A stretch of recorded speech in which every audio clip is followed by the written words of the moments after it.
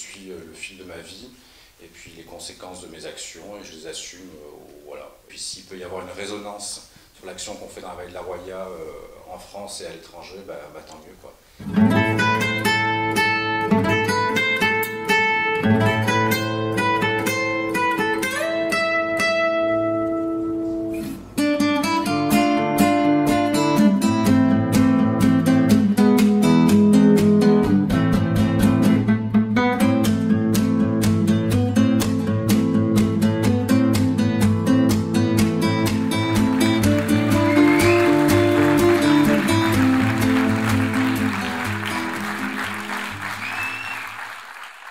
On a tendance à penser que le film c'est un film militant, c'est pas un film militant, c'est un film politique. C'est comment des gens, des habitants d'un territoire le défendent et se mettre en conflit avec un État, avec des représentants de la justice. En fait, la problématique du blocage de frontières a été décidée à Paris.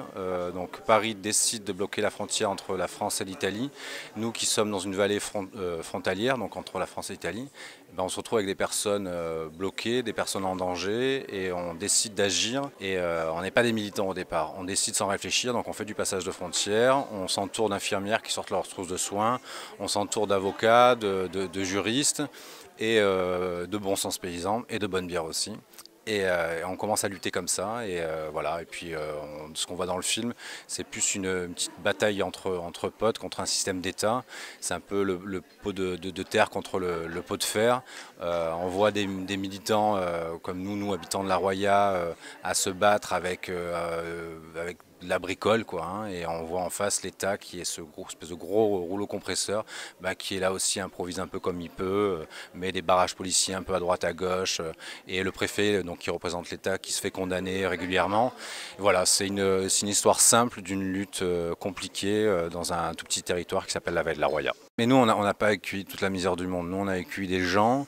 On a eu beaucoup de gens chez nous. Ça s'est bien passé. Et je pense que ce qui a un peu dérangé le gouvernement français et l'État français, c'est le fait qu'on ait réussi en fait. C'est qu'il n'y a pas eu de problème. Il n'y a aucun vol. On est en très bon terme avec la gendarmerie locale, ce qui paraît très bizarre. Mais la gendarmerie locale, c'est des gens en fait qui emmènent leurs gamins à l'école, etc. Et qui ont été aussi confrontés aux mêmes problèmes que nous, à devoir des gens comme ça en déshérence, voir des gamins seuls se mettre en danger. On a commencé à voir les premiers morts à la frontière. Et donc du coup, ouais, c'est pas toute la misère du monde qu'on a accueilli à la maison, quoi. On a géré une problématique. C'est vrai qu'on a accueilli en tout 2500 personnes sur une vallée de 5000 habitants, ce qui est quand même beaucoup. Chez moi, on a eu jusqu'à 250 personnes à dormir chez moi en même temps. Ça a été compliqué, ça a été difficile, mais en tout cas, nous, on a relevé le défi, voilà, avec les moyens du bord. On a réussi à prouver qu'avec pas grand-chose, on arrive à gérer modestement, hein, mais on arrive à gérer les choses un peu comme on peut dans l'urgence, mais on a réussi à le faire.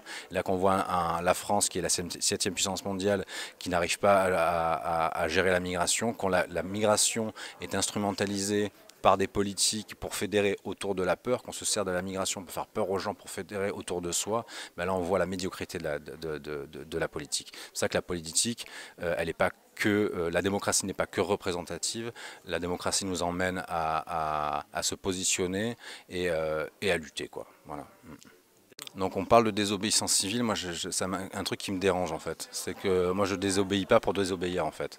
Nous on a obéi à des règles fondamentales, à une justice fondamentale et à un respect du territoire. C'est que dans la vallée de la Roya, on appartient à cette vallée, c'est une vallée qui nous appartient aussi, et c'est une vallée où on se sent responsable. Le chez-soi ne s'arrête pas à son balcon ou à son salon, à son pas d'entrée, le chez-soi va jusqu'à la place de village, jusqu'au quartier, jusqu'à la rue, et de voir des gens chez soi, dans l'espace public, l'espace qui nous appartient, on est responsable. Et je pense que la démocratie, c'est ça, c'est d'œuvrer. C'est trop facile de se dire, bon, moi je mets mon bulletin de vote, etc., ou je le mets pas, et de laisser faire les choses, quoi. Il y a un moment, on a une responsabilité. Donc on peut critiquer un système politique, étatique, etc., si on reste le cul dans sa chaise, etc., mais il vaut mieux fermer sa gueule, et voilà. Donc je pense que, après, chacun dans sa mesure. Je dis pas aux gens d'accueillir 25 personnes chez soi, mais c'est au moins d'aller voir, d'aller discuter, d'aller jouer aux cartes, d'aller jouer au foot, considérer les personnes comme comme des individus, non pas comme une lourdeur ou comme une problématique. Voilà. Donc il y a des associations qui sont spécialisées dans le juridique, d'autres dans l'hébergement. Mais si on ne sait pas quoi faire, ben on peut juste voilà, aller jouer au foot, aller jouer aux cartes, aller se balader, aller boire une bière, boire du thé ou n'importe quoi, et d'humaniser la migration en fait.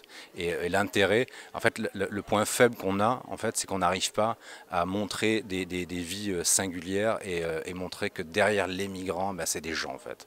Et humaniser tout ça, je pense que c'est vraiment le point où il faut travailler, c'est réhumaniser, donc permettre aux gens de se sociabiliser.